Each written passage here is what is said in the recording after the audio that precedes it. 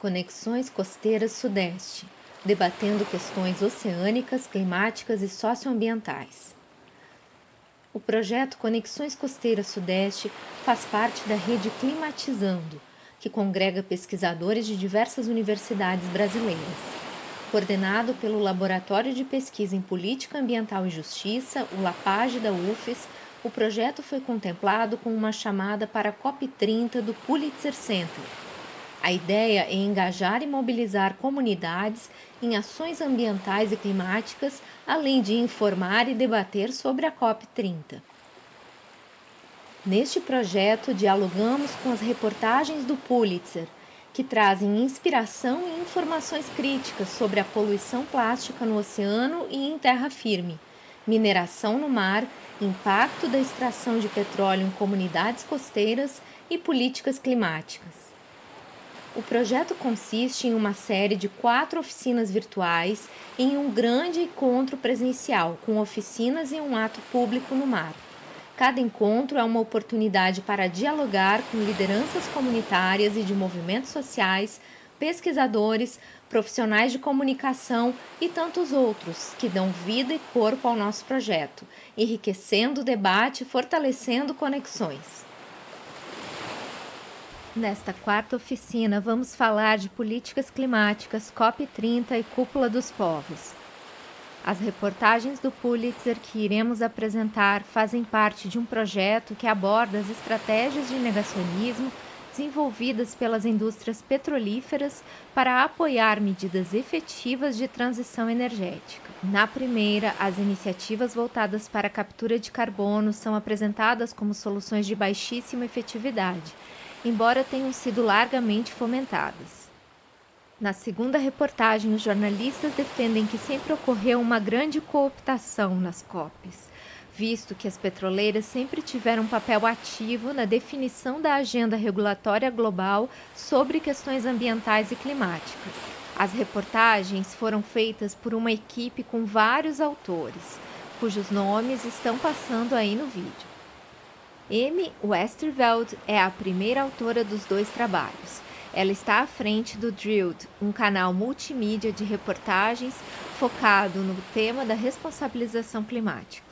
Vamos começar falando da captura de carbono e sobre o papel dos produtores de combustíveis fósseis na desinformação climática. A matéria detalha a ambivalência e jogo duplo das gigantes do petróleo que valorizam a efetividade da captura de carbono para a opinião pública, enquanto nos seus documentos internos reconhecem que essas iniciativas são ineficazes. A reportagem cita uma declaração do Instituto de Economia e Análise Financeira de Energia, que produz pesquisas de mercado sobre transição energética, e que afirma que, abre aspas, vale a pena notar que nenhum projeto de CCS atingiu a sua meta de taxa de captura de CO2, fecha aspas. Mas o que é um projeto de CCS? A sigla, em inglês, se refere a captura e armazenamento de carbono, porque a captura só tem efetividade se houver armazenamento. Ou, para ser mais completo, fala-se também de captura, utilização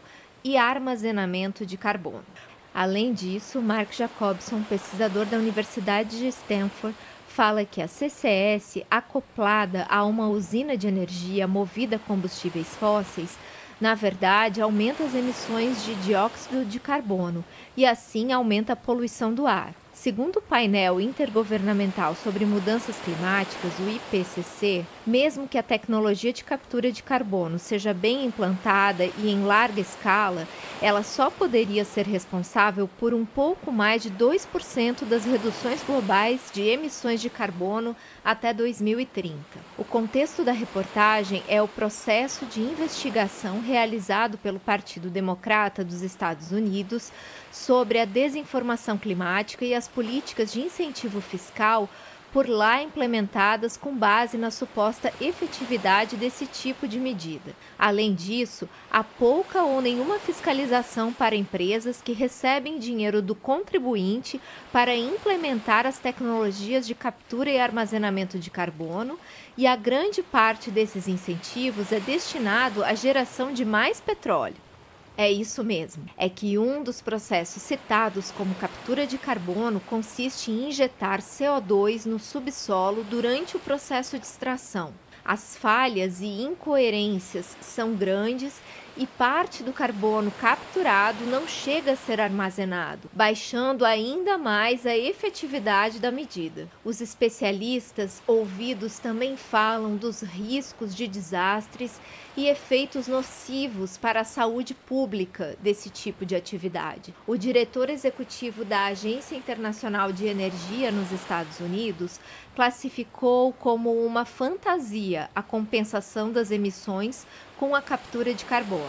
O advogado ambiental Paul Blackburn nos deixa a seguinte reflexão: por que você acha que transformar o carbono em uma commodity reduziria as emissões de CO2? É o oposto do imposto sobre carbono. Na verdade, estamos pagando para que produzam mais. A matéria apresenta diversos detalhes de como a política climática é influenciada pelas ações das grandes petroleiras. E essa é também a questão central na segunda reportagem, mas agora com o foco nas COPs. O título fala de uma grande cooptação, se referindo à influência contínua dos grandes poluidores nas políticas mundiais sobre questões climáticas e ambientais. O contexto histórico da cooptação é referenciado na primeira Conferência Mundial de Meio Ambiente, a Conferência de Estocolmo, que aconteceu em 1972, quando as grandes empresas poluidoras pressionaram para ter participação direta na conferência. Embora os organizadores tenham conseguido impedir a participação ostensiva das empresas, documentos divulgados pelo Centro de Investigações Climáticas revelam que o presidente Nixon criou um painel consultivo composto por membros da indústria, dentro do Departamento de Comércio. Isso deu aos CEOs de empresas como ExxonMobil, Dow Chemical, Pepsi e outros acesso direto ao alto funcionário do Departamento de Estado que Nixon havia escolhido para liderar os preparativos dos Estados Unidos para a Conferência de Estocolmo. A reportagem mostra a participação contínua de grandes empresas no delineamento das políticas ambientais e climáticas. Desde os primeiros anos do Programa das Nações Unidas para o Meio Ambiente, foi formado um grupo focado em petróleo, denominado Associação Internacional de Conservação Ambiental da Indústria do Petróleo, que mais tarde se tornou uma organização representativa das petroleiras. Essa associação esteve em todas as COPs, e seus membros puderam participar de reuniões globais de governo sem precisar se identificar como funcionários de uma empresa petroleira específica, permitindo que a indústria interagisse com ministros do meio ambiente e outros líderes globais de forma menos formal. Nas suas próprias palavras, eles atuam como, abre aspas, o principal canal de comunicação da indústria de petróleo e gás com a Organização das Nações Unidas para questões ambientais e sociais. Ben Franta, da Universidade de Oxford, faz uma afirmação contundente na reportagem. Abre aspas,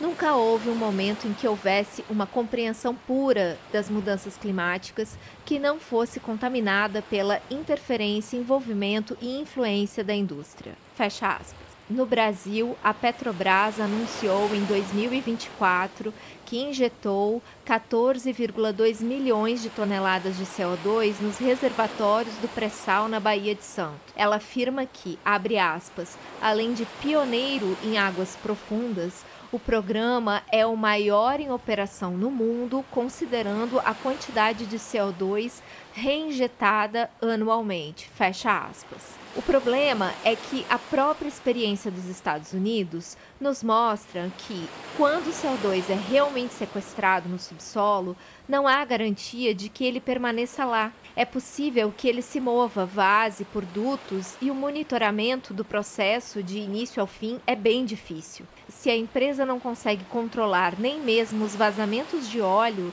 imagina de CO2. Como podemos notar em destaque no relatório do Panorama Atual para o Setor de Energia, feito pelo Instituto Brasileiro de Petróleo e Gás, não há a menor intenção de parar a extração de petróleo e gás no Brasil. Ao contrário, numa acrobacia argumentativa, eles afirmam que, abre aspas, um futuro descarbonizado não será um futuro sem petróleo, fecha aspas. E um dos truques argumentativos é a captura de carbono e todo o pacote de medidas de compensação ligados ao mercado de carbono. Hoje nós encerramos esta série de 4 oficinas, com um acúmulo de debates sobre oceano, resíduos sólidos, mineração, infraestrutura, petróleo e agora sobre clima. Pois é, a COP se aproxima e precisamos entender muito bem todos os aspectos que vêm sendo apresentados como soluções. Como podemos nos preparar para a COP? Agora vamos entender um pouco mais sobre tudo isso e ver como a cúpula dos povos pode ser uma estratégia importante para produzir um debate crítico desde os territórios.